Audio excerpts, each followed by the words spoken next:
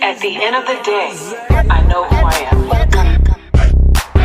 Welcome. You are listening to Rainbow Table Talk.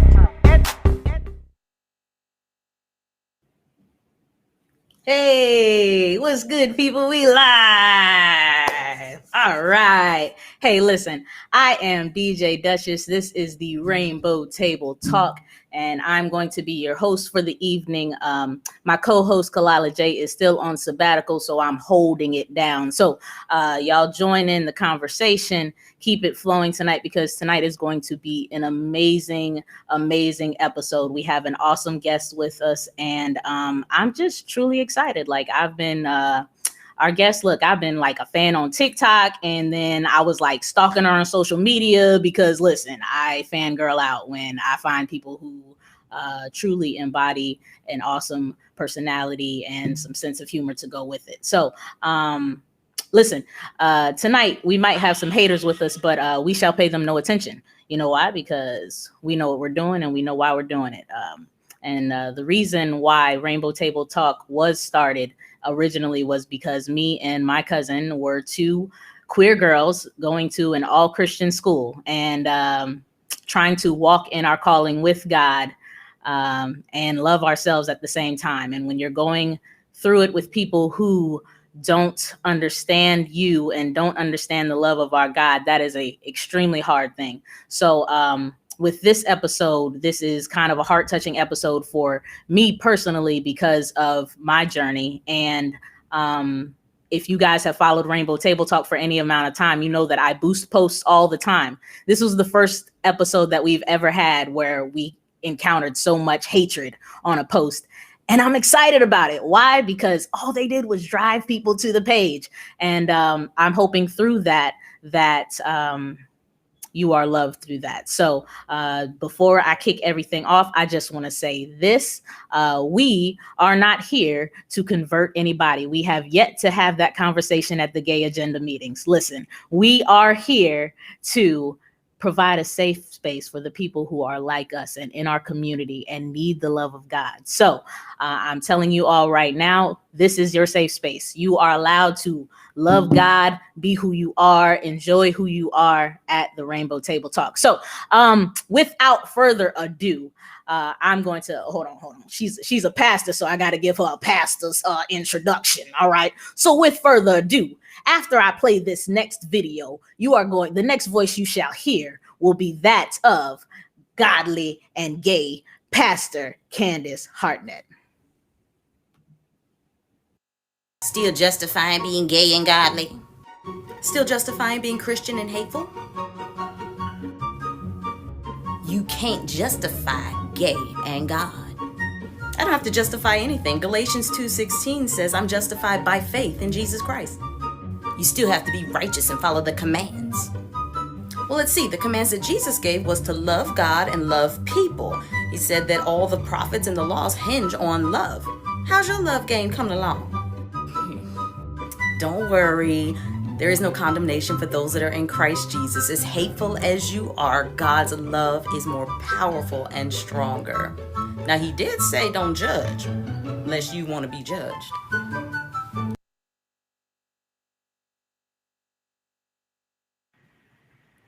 All right. Hello. Welcome, Pastor Candace. How are you doing? Oh, I am doing well. Thank you so much for having me. Thank you so much.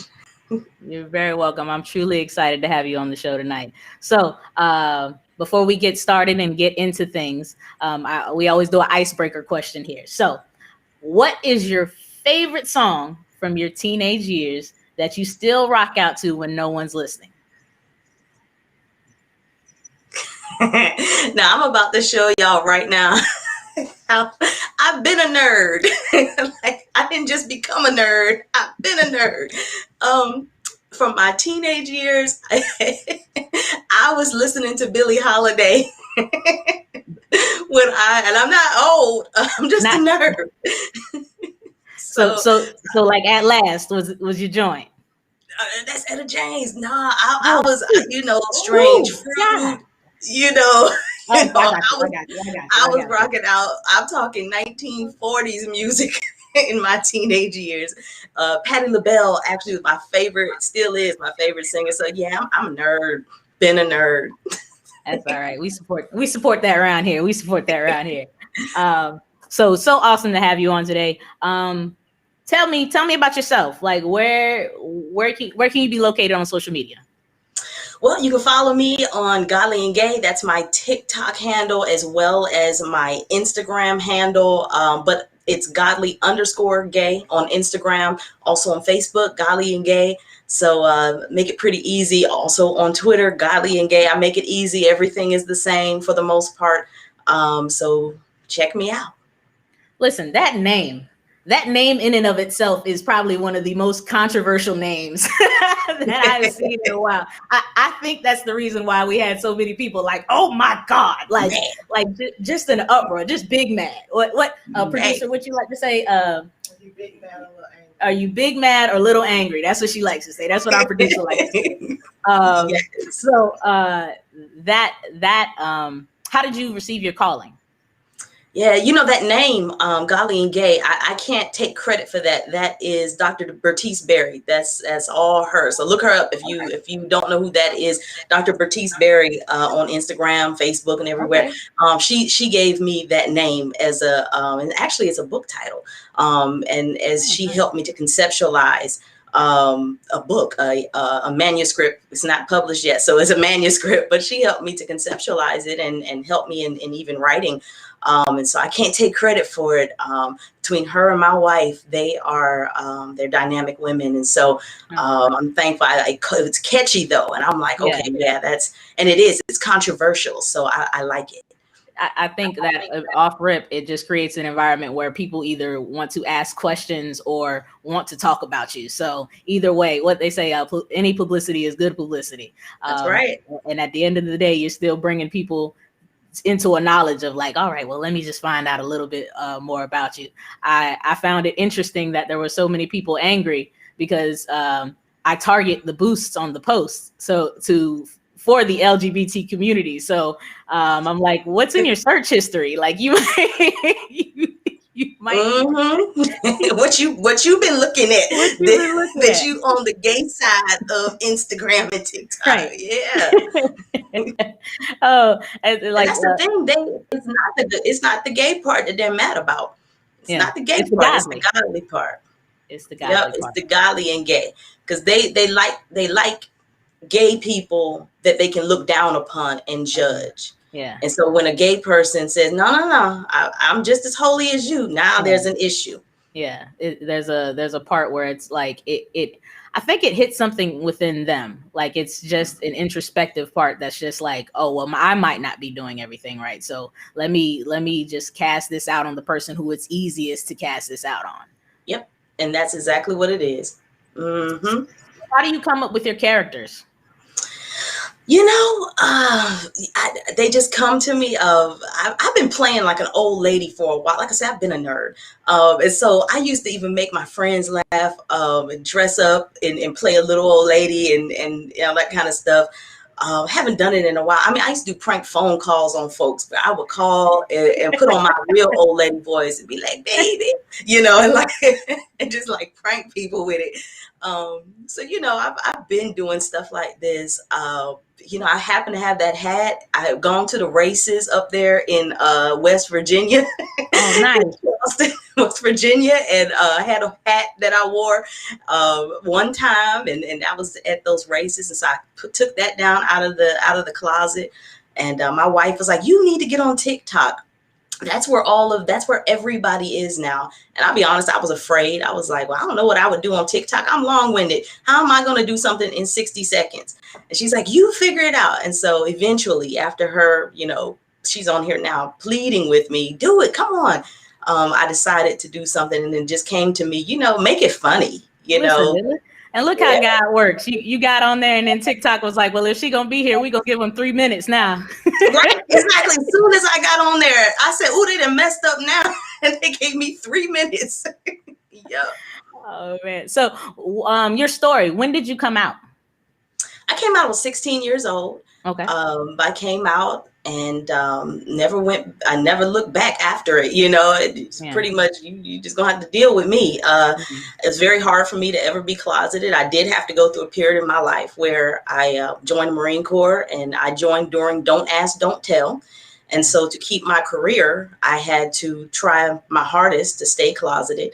It didn't last long. It didn't work well. But it just so happens that everybody that I work with was like, girl, we don't care nothing about that. You gay? Okay, whatever. Can you go and lift that, whatever that container and bring it on over here? Drive that Humvee up here. We don't care nothing about you being gay. If you don't get over here, so I had a very understanding and loving community of Marines that I was part of. Things were beginning to change. So. Yeah. But yeah, I came out at 16. Thank you for your service. Absolutely. Definitely appreciate that. I'm a military brat, so I definitely understand that aspect of the hard work that you guys do. That it's just amazing. And to be able to keep or not keep that secret while you're in, I completely get it. So you wear you on your sleeve, and that's awesome. How do you think coming out and being gay has affected you on your life's journey, so to speak? It's just who I am, and it's not all of who I am. It's just a portion of who I am. And I've gotten to the point now where I honestly forget about being like a lesbian or gay or bisexual or whatever you want to call it. Like I forget, like, I was thinking about running for office, and I went to talk to a mentor, and she was going through everything and talking to me about what to do. Happens to be the mayor that of our city, previous mayor of our city. And it dawned on me, I'm like, should I be concerned that like I'm married to a woman, and is that something I need to like think about? She's like, because I had forgotten, and she's like, no, girl, don't even worry about, But at the same time, I was like, I can't, like I've gotten to the point, and the world has gotten to the point, which is a beautiful thing, that it's less and less of a thing. And you can forget, and you can, in certain areas, in certain spaces, literally forget and just be, which is a beautiful thing. When you are able, when you're blessed to do that, it's a beautiful thing. Yes.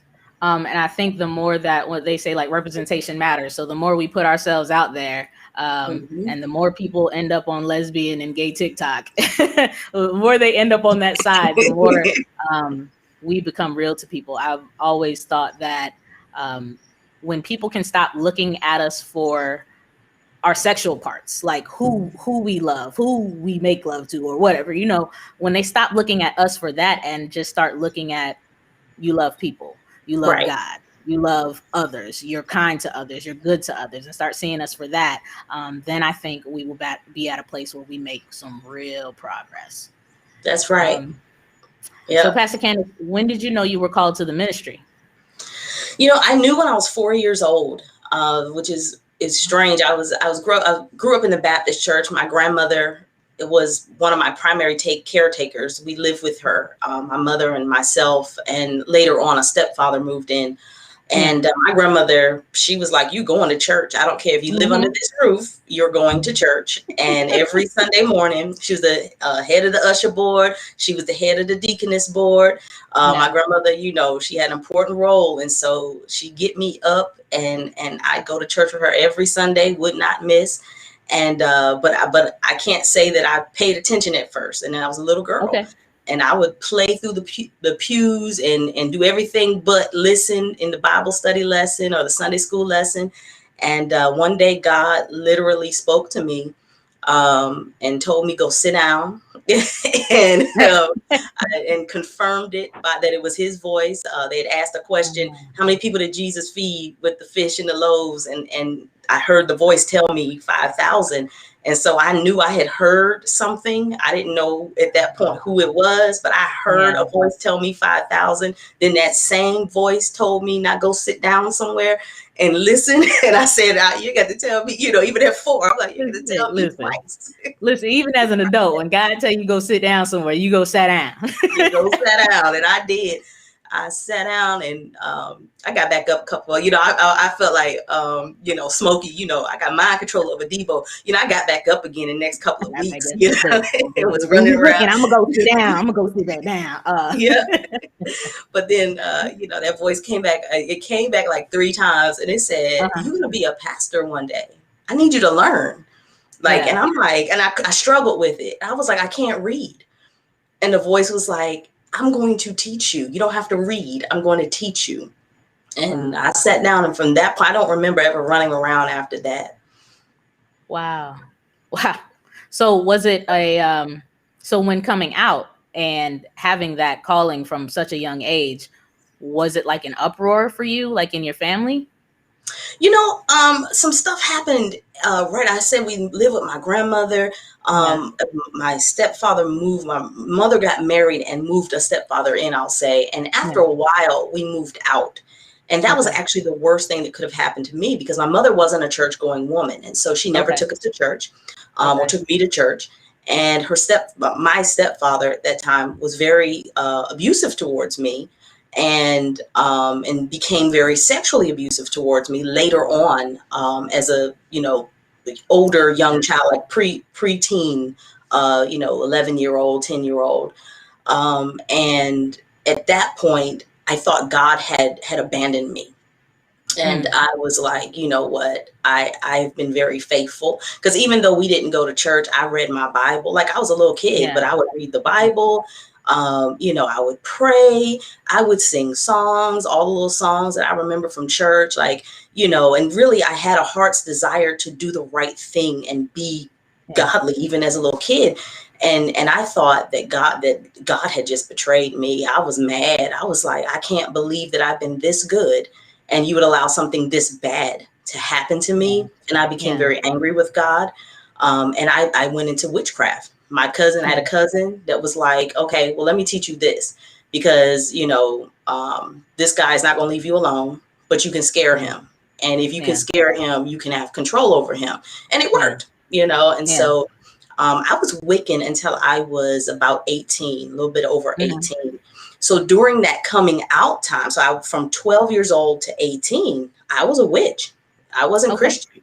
And so it's very easy for me at 16 to come into my own, into my sexuality, because there were no prohibitions in witchcraft against being gay. And so, that was never the struggle during those coming out years. Well, we all have our years for a reason. Like our story is our story, and it plays a big part in who we are.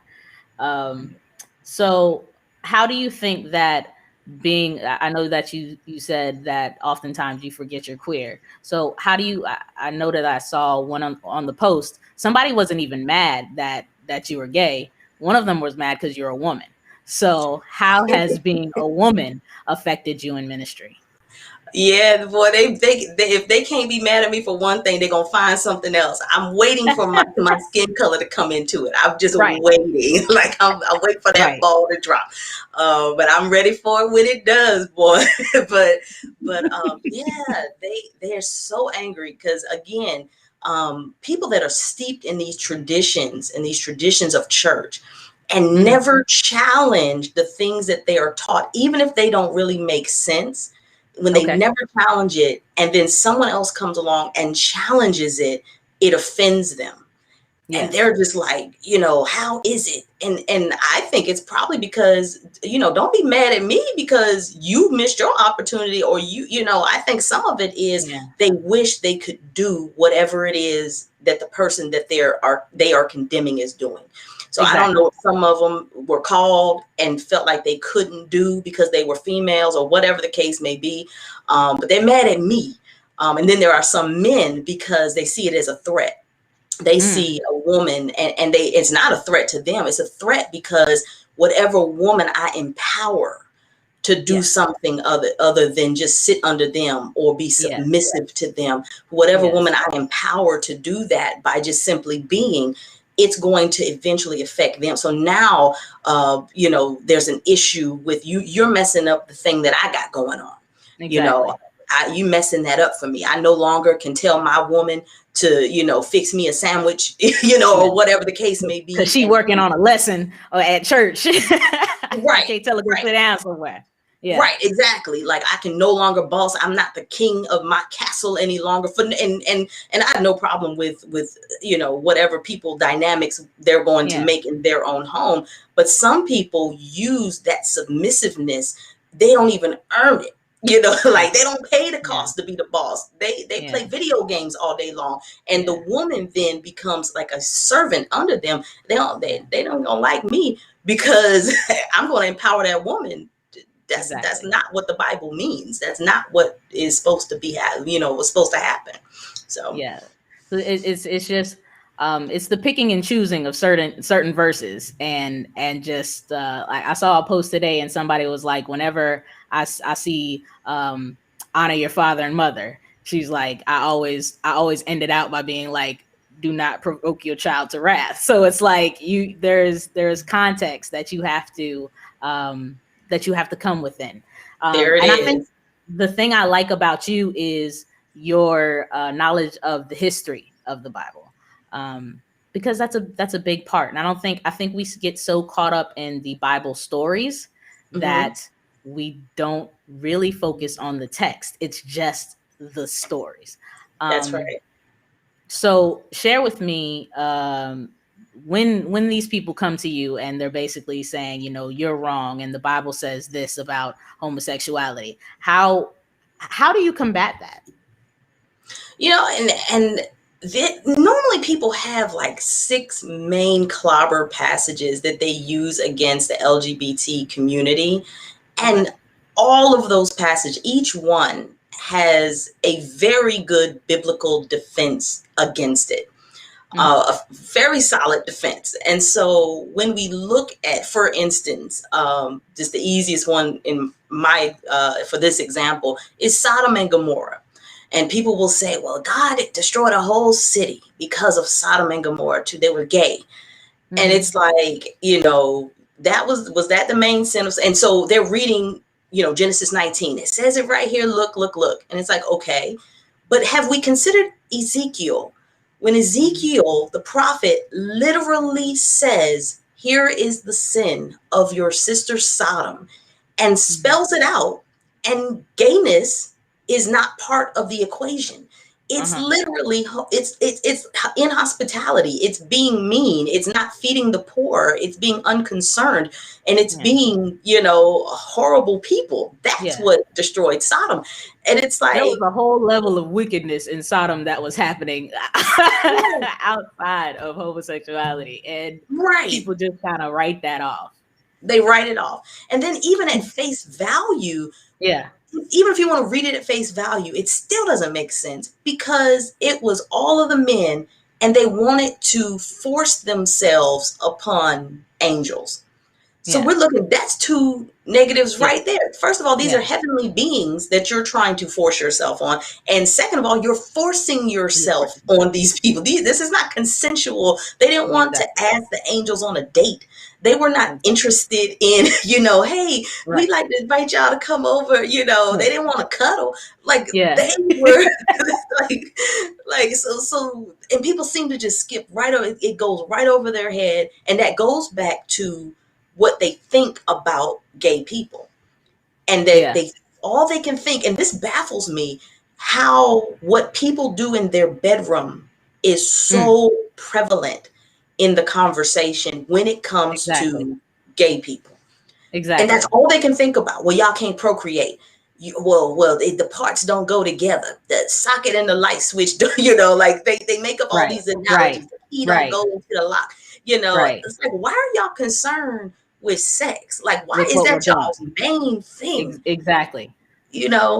I made the joke a long time ago, and I basically was like, y'all be so concerned with what's happening inside a gay bedroom. I was like, once you have kids, it's the same as everybody else's. The kids are asleep. I'm tired. Right. There's a 4-year-old between us. That's what's happening. I tell you, I got a midnight over here. There's a 4-year-old between us, because like, I got this foot in my neck right now. That's all that's happening in my home at this point. That it's definitely nice that you provide a space for people to come in and feel comfortable. So tell us about your ministry. Yeah, Agape Empowerment Ministries is founded in 2008. We started off as an online ministry, honestly, on MySpace. So that's when MySpace was the thing.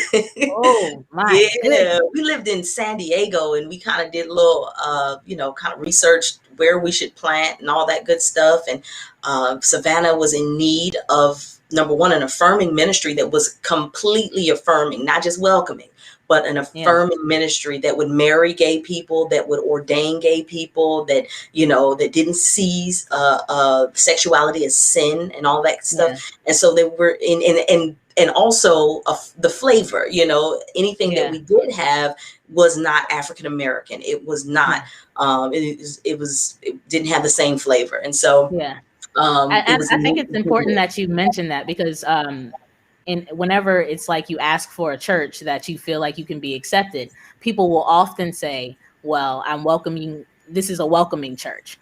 And I know that when I've made the comment of, well, I want an affirming church, people are like, well, what's the difference? And I personally used to be a Sunday school teacher. And so, and a choir director. So for me, it's like, if I want to have a position in the church, then I need to go to an affirming church, because that's right. I want to be, I don't want to just be that active member. And I think that for people in the LGBT community, it's important for us to have affirming churches, because it took a long time to understand I'm not sinning by loving who I love. And once you make that transition in mindset, it really allows for you to openly share the word of God, That's openly right. share your love with people. And so when you're in a place where, oh yeah, we welcome you, but we still feel like you dirty. Right. It's hard Right. to feel like it, it's like it's like you may be homeless and the church may say we welcome you as you are, but they're still sitting there like you smell like you've been out on the Mhm. streets. And so nobody wants to be treated that way. Right. um and so it's awesome that you found a spot where you were needed. Right, absolutely. And that's and boy, I mean, it's been an uphill battle because the city was so used to, the gay people in the city Hmm. were so Hmm. used to welcoming churches that they Hmm. did not understand that the church that they were primarily going to is only a Hmm. welcoming church. If you Hmm. ask your pastor to marry you, he will tell you no. No. Yeah. If you ask your pastor to and at that time it was illegal to marry anyway, but if you Yeah. ask your pastor to ordain you, he's going to tell you no. That's the difference. And they could not, but he's so nice to us, nobody judges us, and it's like, but do you understand, they Yeah. let Rosa Parks on the bus, but Yeah. she had to sit in the back. Do you not understand that you are technically you're on the bus, but Yeah. you're sitting in the back? And I'm Exactly. telling you that I have a bus that you can drive it if you Yeah. want to. If you want to, you can drive it if you want to. Right. That's And awesome. it was hard to they couldn't grasp it. Um, so I with the Rosa Parks comment, I was like, I know we got an activist here on our hands. I've seen some of your things, and I think it's awesome. And so in the Black community, um, I felt like there's I mean, I'm not white, so I don't know what it's like in the white churches, but I feel like there's been a large stigma against the LGBT community. Mm, But yet and still, churches all over the nation have the most flamboyant choir director. my God. So, They the best sounding choirs. so how do you address that in our community? What do you think that's about? you know, I it's like don't ask, don't tell in the church.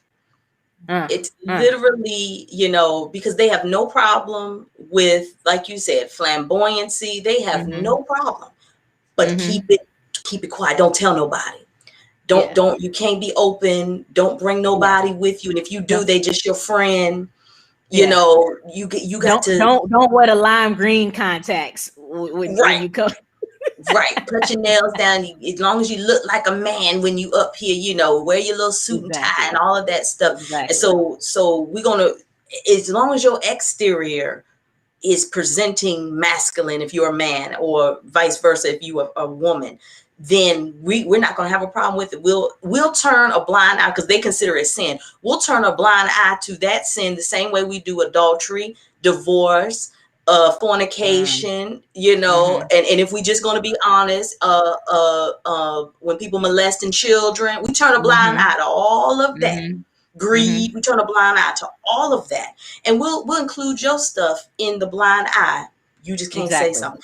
And the minute someone says I'm gay, then it's a problem, right? Yeah.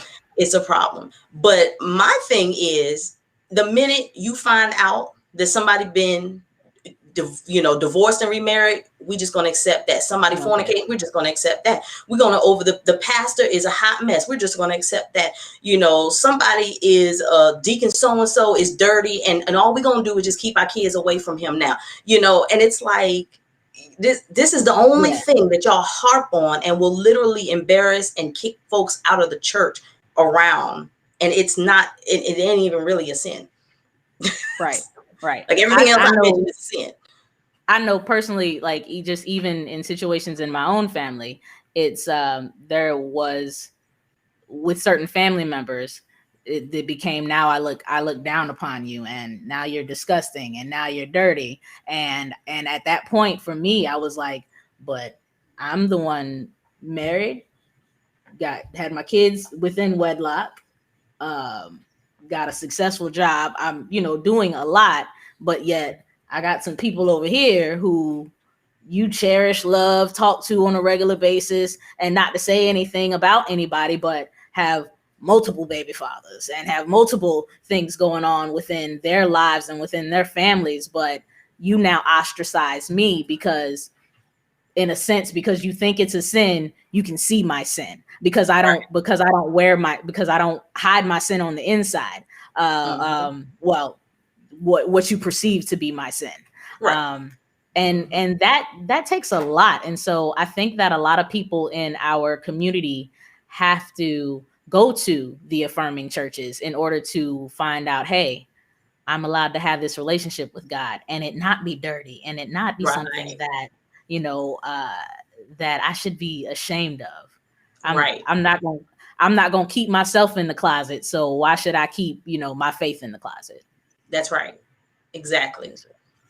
So, so Pastor, when you get these mean texts and comments on TikTok, how does that make you feel? At this point, it's redundant. There's nothing that any of these people can say to me that I have not heard. I've been doing this for way too long. I haven't given you dates in specifics, as far as age or whatever, but I came out when I was 16 years old. I'm 40. I've never looked it up. I don't forget how old I am. I'm 41, I believe. I was on a live the other day and couldn't remember.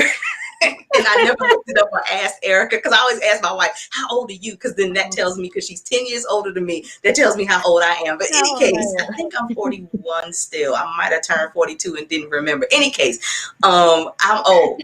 It's, as far as having been in this in the game for a while.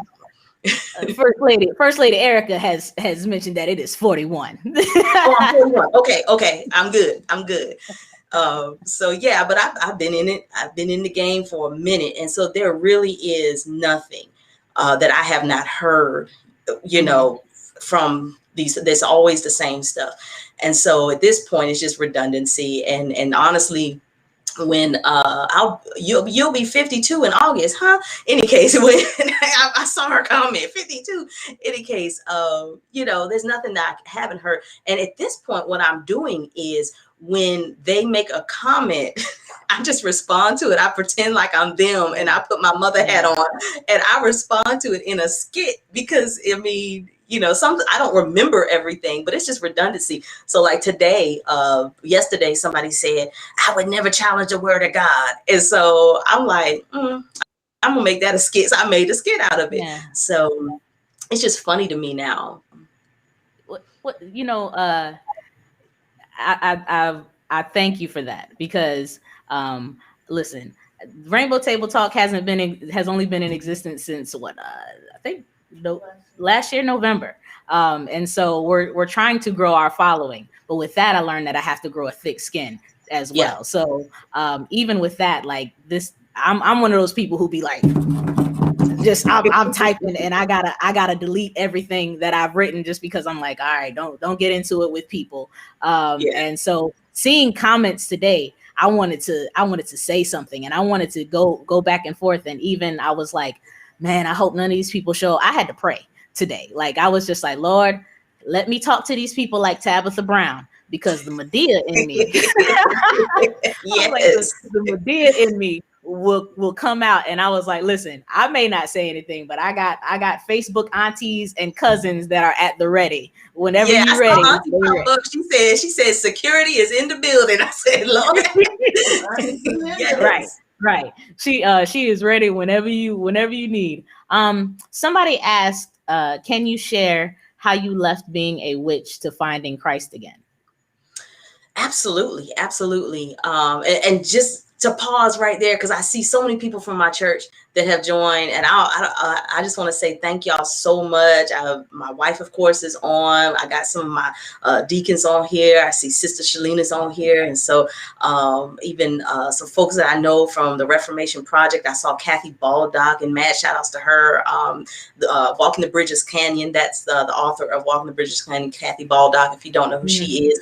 And Tanya O'Neill, who I met during the Reformation Project. So I just want to thank them. And there's Minister Sean and a couple other people on here. So I really appreciate you all.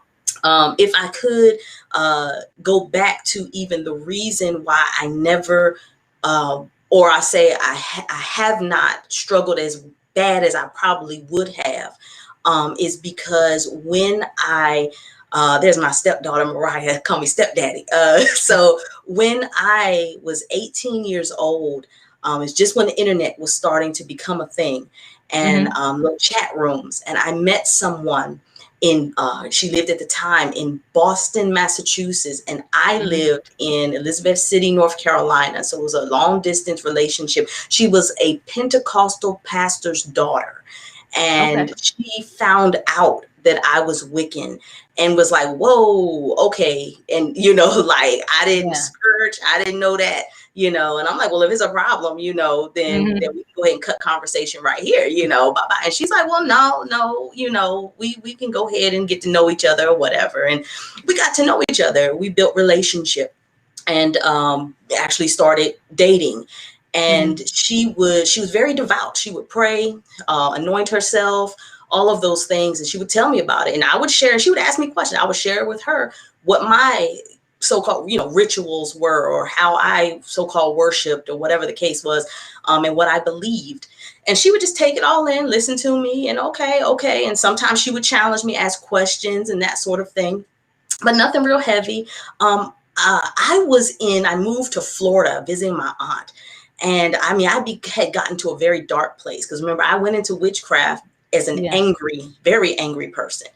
And I had gotten to a very dark place. I had gotten to the point where if you looked at me wrong, I was putting something on you, you know? So like it was like that with me. And I ended up, I was going, and here's the story. I forgot something in my car one evening. My aunt lived in an apartment complex where the doors locked as you left, and you had to have like a key to get back in. And so as I was going out, I heard the door close behind me. It was locked. I went, got what I got from my car, and was coming back in, and I heard and felt like footsteps behind me. And I turned around, nobody was there. And I said, now I know that somebody was back there, but maybe they hid. And at that point I got scared. I'm like, okay, if they hid, they up to no good. So I was like, you know, I'm not trying to get taken advantage of today, you know. So I ran and I got into the key, closed the door behind me, because I'm like, I'm safe now because I'm inside, the door is locked. And if that thing ain't follow me into the building, and I still felt it. And I got into the elevator, and the thing was in the elevator with me. And I'm like, I could feel this presence. And I was like, oh my God. So I ran to my apartment, my aunt's apartment. My grandmother was there. She's like, what's going on? Phone was ringing off the hook. And I got to the phone, and it was my girlfriend at the time on the other line. And she said, are you okay? And I said, yeah, like in no way that she could know what's going on. I said, why are you asking that? And she said, Lord just woke me up out of sleep and told me to go into intercession for you. And I said, what are you talking about? And she said, something following you. You will die if you continue in what she's just had to give me this word. She's like, if you stay where you are, keep doing what you're doing. The Lord just revealed to me, your life will come to an end. And she was like, I don't know if this is making sense. I don't mean to offend you, like, you know, and all of that. And I was like, no, it makes perfect sense. Like, I told her what I experienced. And at that point, I just repented, and that was enough for me. Like I said, you ain't got to tell me twice. The Lord said, go sit down somewhere. I sat down. That little spirit thing followed me. I'm good. Listen, sometimes God got to scare you back into His presence. And to this day, I don't fool with it. Listen, I ain't messing with it, because I think you can, especially when you've been able to recognize the voice of God. And then you're like, all right, I'm just gonna turn that all the way down. Sometimes God will, you ever get like have music up loud in your car, you get out, and then when you get back in, it just blasts you. I think sometimes God will blast you with His voice just to get you. Like, I'm just going to scare you back into where you are supposed to be. Listen, people, if you have never people in this community, if you have never allowed yourself to sit in silence and hear the voice of God. It is very real. I mean, real to the point of God will stop you and be like, I need you to pray for that person. And you're like, I gotta go. I'm late for work. I have no time for that. And he'll be like, I ain't gonna let your car start till Right. you pray for this person. And it feels like a burden, but it's an awesome place to be in. And for your partner at that time, I think um, we often misplace how important it is, even in the LGBT community, to be with somebody who's going to push you spiritually. Yeah. I know for myself personally, sometimes you get to that point where it's like, I've been hurt, guys, so I don't want to mess with your people no more, and I don't want to do this. And having somebody say to you, it's not it's not him that's hurting you, it's his people that have been hurting you. That's right. And you have to get over that. So Pastor, how do you counsel members who come to you and have been so affected by church hurt that they've removed themselves from God? Yeah. Well, first and foremost, with compassion and love and care, there's a lot of people, honestly, that because I'll tell you this, they're not going to come to me on their own. A lot of people will never come through the doors of the church. I normally end up in the space that they're in somehow and form relationships. So there's plenty of folks that I'm in relationship with now who, it's just friends that aren't Christian. I have some atheist friends, and so on and so forth. And if it's the fact that they have been traumatized by Christians and by the church, I don't want to add on to that trauma. And so I just show them the love of Jesus Christ as God has showed it to me. And when they're ready, if they're ready, they know that they can come to me and talk to me. I can pray with them, for them, or answer any questions that they may have. But I feel like we have to allow people to kind of lead the way. We do what we're supposed to do, which is be a beacon of hope and light, and let our light shine. And people know where to come when they need prayer. When something is going on in their lives, they know who to come to. They know where the power is, and so just be that person for them when they need it. And I find that, and maybe the people who are on our post trying to condemn us to hell today, I hope some of them are watching, because if I was not already saved, how do you think that was going to lead me to Christ? At all. It wasn't. It wasn't. It wasn't. If I did not already know about God, how do you think condemning me to hell? Because one, condemning me to hell doesn't tell me how to get to God. Nope. So but all you've done is push me. All you've done is push me. But when I open, like how Jesus and God treat us, they open their arms, because it's a place where I can be welcomed in. So I'm like, when you see people like this, your thought is to back away. But when people have opened their arms to you, man, it's so nice to just come in and feel that love and feel that that it's almost like I can feel his presence because you've loved me so much. And I think for my walk with God, it's always been, if I lie right now, I feel it.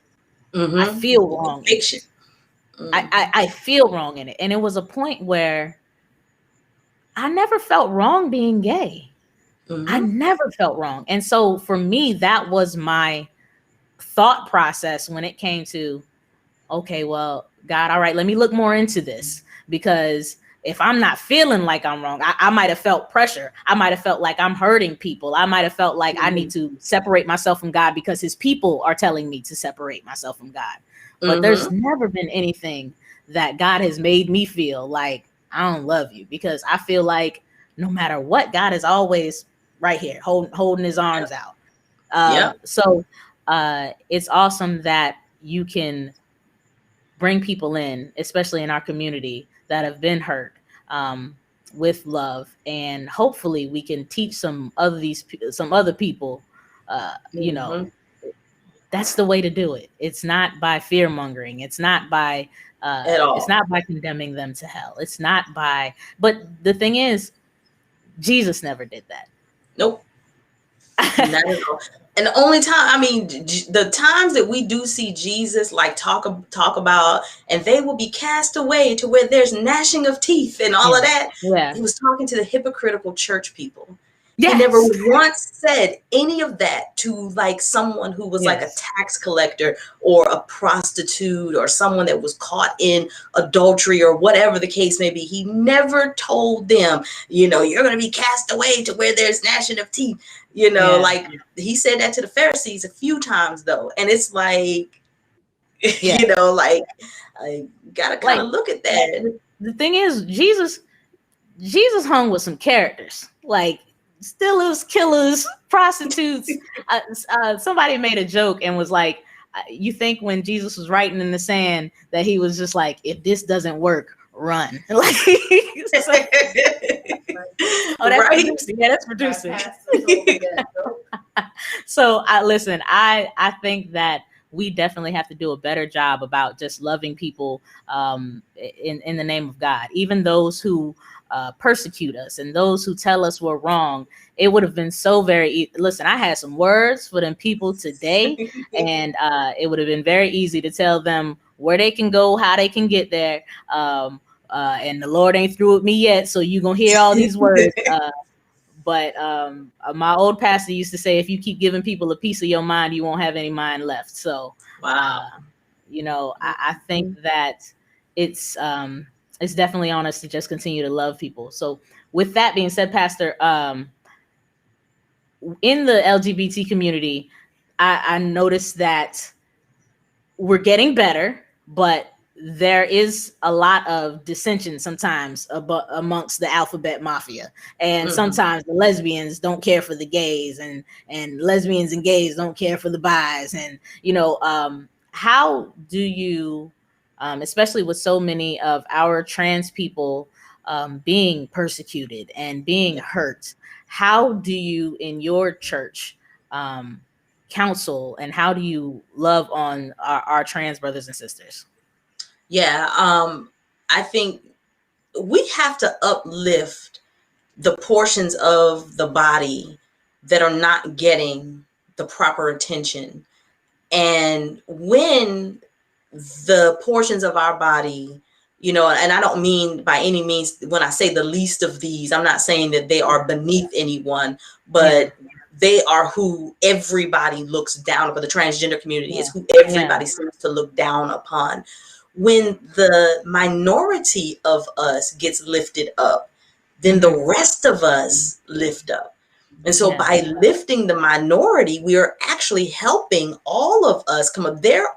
As long as the transgender community does not have equality, it is not loved and is talked about, we can only rise but so far. It takes the transgender community coming along with us. So we, as long as we are hating on them, we just gonna stay right here.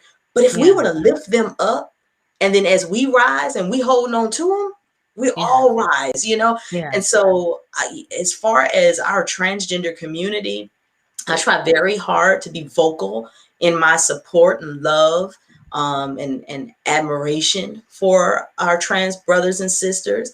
I definitely make sure I speak up and out against any type of transphobia, especially when it comes from our community.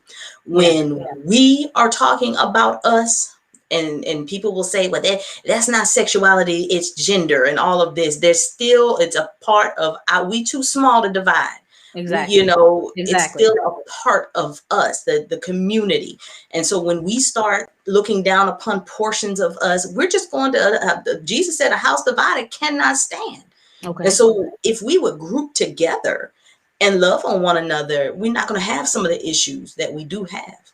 And so no, not in my presence. No, we don't misgender people in my presence. We don't dishonor pronouns in my presence. None of that stuff. And I try very hard to honor folks' pronouns and stuff, even when I'm not in front of them, to do what I'm supposed to do as a child of God for someone else. Yeah. And it's definitely, it's like, It's like when you have, if you're in a white family and you got those racist uncles, it's up to that niece to be like, that's not cool. It's up to them to make them uncomfortable. It's the Right. same thing in this community. If you coming around here and obviously he goes by he and you want to call him a she, then I'm going to tell you, no, that's he. Because Right. I need to make you uncomfortable enough to respect somebody. Right. And so I definitely think it's on us to lift our brothers and sisters up. Like, the thing is, what I don't think people fail to realize is when people say this is a choice, Right. why would we choose this? Why would we choose to be in a position where we're always fighting for rights, always fighting to be seen, always fighting Right. to be heard? And choose this. We This is just wouldn't. how I love, and I don't want to spend the rest of my life fighting to love how I want to love. That's right. That's absolutely right. And just having, and then there's two different separate conversations. There's the Yeah, political conversation, and then of course there's the spiritual conversation. But even in the political arena, being able to live as a free American in this yeah, country with the same rights, equal rights and protections that everyone else has, we still are not afforded in several, and especially our transgender community is not afforded the exactly. same rights and protection even that the LGBT community is afforded. So Exactly. yeah. Exactly. So, Pastor, the will you give us some of those verses that you've researched and delved into to basically offset this, because people are only like, well, God says it right here. This, it's not this way. What? How do you explain to them that's not what it actually means? Right. One of the ones that's like really trending on TikTok right now is Leviticus 18:22 and Hmm. Leviticus 20:13. And those verses are in the Old Testament law. And and I'm of the mindset and that it's been mistranslated as man, and it should have been translated as child. Yeah. And one of the reasons I believe that is because of the context of the scripture and the fact that the scripture was saying, don't sacrifice your children to the idol, to the god Molech. Don't do it. I'm the Lord. And then it goes on to say, and if it were to read like this, don't also, man, you should not sleep with a child the way that you sleep with a woman. Exactly. I feel like it just kind of runs together. It's the same, The it's the same same, context. subject here, children. Yeah. And people say, no, it says man, and it should say man, but there is a word called, the word for man in Hebrew is ish and not zakar. Zakar can mean man, but it has been translated to mean child. And in Hmm. the German translation, Martin Luther's translation in the 1800s, as far back as the 1600s, matter of fact, Hmm. that word zakar was translated to Naben in German, and Nabin means child or boy. Yeah. So there's evidence to suggest that that's not what the Bible's meaning. And if you think about it from the perspective, okay, well, let's just say they're right. Let's say Leviticus is talking about man shall not lie with man. Let's say Hmm. that it's homosexuality. Then you must ask yourself, out of the 613 laws that God laid down for the children of Israel, Come why on, did he Pastor. not give a law for men sleeping with children? We know Yeah. that's an issue. We know that Exactly. that happens, child molestation. Why was there no law against it? Where is the law against child molestation if it is not Leviticus 13:20 or Leviticus 18:22? Where is the law against it? And the answer is there is no law in the law against men molesting children unless Well, it is Leviticus when you 18:22. have men that molest children translating the word, never mind. I'm not making the Exactly. translations, writing the book. People are definitely gonna hide themselves, and so um, Exactly.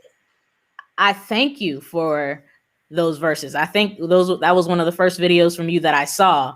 And I'm one of those people who, when I find a TikTok person that I like, then I go through and I watch and and I like everything. And because there was never that translation for me. Like I felt in my heart, like, hey, you're not wrong in this, and one day God's gonna really just show it to you, so that whatever little piece of guilt you might have, you can let go of in order to transcend yourself, in order to share with his people, and not feel like you need to hide away from who you are. And so seeing that, and you pointing out those verses, and having something substantial and something that I can say, well, look in his text, because that's what they like to say when you well, look in his word, look what it says. But like you said, the Bible also talks about blending fabrics. Sure Talks does. about eating seafood and shellfish, and they got a crab spot popping up on every other block right next to the church, and the church is doing cookouts and crab boils. So Yep. We definitely need to start delving into the text more than just the tradition of church. Exactly. The New Testament, there's a wonderful movie coming out called 1946, because in the New Testament, where it is written, the word homosexual in many of our Bibles was not in there. It was not put in there until 1946. And so this movie is exposing, in fact, Kathy Baldock, that was on at the beginning of the show, she is one of the researchers, one of the people that's actually writing the book, the text. She and another man by the name of Ed Oxford went to, I believe it was Yale, and dug up the archives of the translation team and realized and found that they knew they had made an error in the text. And that movie is being done right now, and it should be out by the end of the year, I believe, or documentary. And so that's, I believe, something that's going to be paramount for us as the people of God to pay attention to, and to understand that the text has been mistranslated. And certain words have been, and sometimes it's innocent, sometimes it just is, but it's still wrong. And so, yeah, keep an eye out for 1946. Well, that's just a message to us to be mindful of the things that we say, because they can be translated in all sorts of different ways and misconstrued for what they're not. So listen, Pastor, it is almost time for us to get on out of here. I know you got a kid, and you got to get some rest, and the wife get to looking at the time, like she said, this was only going to be an hour. We supposed to sit here and watch Golden Girls till we fall asleep. I'm the Golden Girls fan. You go, hey, listen, Golden Girls is watched around here. We like Golden Girls. Yes, put that Hulu on. Yes, ma'am. So, Pastor, one more time, tell us how we can reach you. Find me on Godly and Gay. All my social media has the same tag, Godly and Gay. That's TikTok, Instagram. Oh, actually, Instagram is Godly_and_Gay. Facebook as well as Twitter. You can contact me through any of those social media channels. Oh, I also have a YouTube as well. Yes. YouTube is Godly and Gay as well. I'm still building that out. You can also go to Agape Empowerment Ministries on Facebook as well as YouTube. You'll find on Agape Empowerment Ministries YouTube channel, you'll see all my little sermons are on there. So, yeah. Pastor, do y'all have a children's church at your ministry? We need one. We building. I've been praying for a children's church for so long. So yeah, we need. Listen, I'm gonna have to show up then, and maybe if you build it, we will come. I'm like an hour and a half away. I'm trying to come check you out. All right. Listen, it's been wonderful having you on tonight.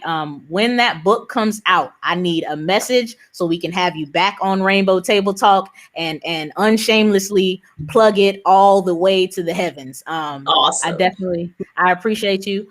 Listen, guys, thank you so much for tuning in with us tonight. The conversation has been awesome, and inspiring. If you felt nothing else tonight, I hope you feel that you are loved.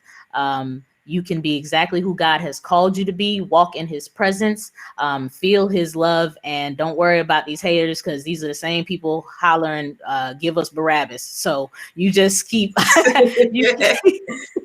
So listen, this is Rainbow Table Talk. Follow us on Instagram, Facebook, IG, Twitch. You can email us at rainbowtabletalk20@gmail.com if you have questions or want to see certain things on the show. I'm DJ Duchess. Follow me, and definitely follow Pastor Godly and Gay. Check out her TikTok videos. Rainbow Table Talk now has TikTok. I have a TikTok. So there's so many places where you can reach us and share your story with us and share your love with us and keep us encouraged so that we can keep doing this to keep you encouraged. Pastor, I want to thank you so much for joining us tonight. Thank you. And yeah, tune in. We live stream our services because we're still virtual. So y'all can tune in on Facebook. Our Facebook is Agape Empowerment Ministries. You can put in facebook.com/AEM Savannah. And my wife put it in the chat as well, AEM Savannah. And you can tune in live for our services every Sunday at 10 a.m. Awesome. Thank you, Pastor. You have a great night, and we will see you soon. You coming back? I'm just gonna claim it and speak it into existence right now. You coming back? Awesome. Maybe once all of this is over, we can do something and it be in person. Listen, I'm trying to do some TikTok videos. We got to get this popping. Okay. All right, Pastor. You have a good evening. All right. You too. Thank y'all. Be blessed.